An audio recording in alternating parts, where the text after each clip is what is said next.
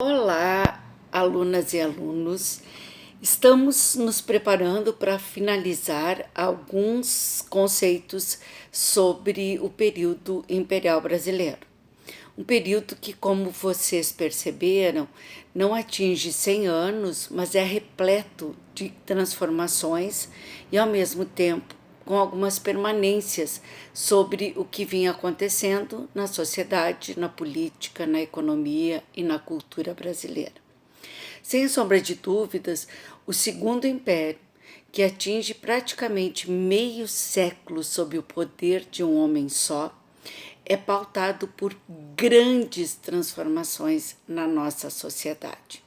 O que não muda e que fica muito claro é a permanência de um governo autoritário que se mantém sob 4 poderes: o poder executivo, que é do imperador, o poder moderador, que é do imperador, o poder legislativo, composto pelos filhos das elites que têm a oportunidade de estudar leis na Europa, e o poder judiciário, que também é composto por representantes desta elite, que além de estudar leis na Europa, vai ser contemplado pelo benefício de ser filhos dos homens bons ou por serem escolhidos pelos homens bons para exercer os seus cargos. Transformações significativas e que estão presentes também nos livros didáticos que circulam pelas nossas escolas. O processo lentíssimo de abolição da escravidão, e para isso eu deixei para vocês lerem nessas 2 próximas semanas um livrinho publicado na década de 1980, básico, mas bastante denso sobre esse processo e que também nos remete ao outro texto deixado para vocês, também de caráter básico, sobre o processo de imigração.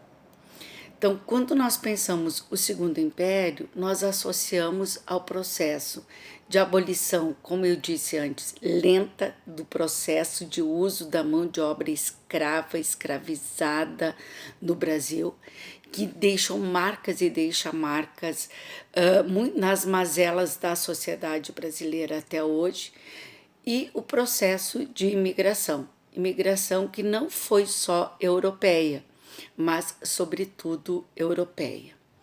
Com esses 2 grandes processos que mudam as características, inclusive, mas não apenas, inclusive físicas da sociedade brasileira, a gente vai perceber o processo de organização de um novo modo de produzir incipiente, mas que começa a chegar no Brasil, a industrialização e com ela um movimento operário. Páginas para as próximas aulas, ok, pessoal? Quero lembrá-los que vocês têm uma tarefa que já foi anunciada há várias semanas, que é a escolha de um livro da literatura do século XIX, da literatura brasileira do século XIX. Daqui a 2 semanas eu retomo esta atividade com vocês e aí nós iremos concluir este período.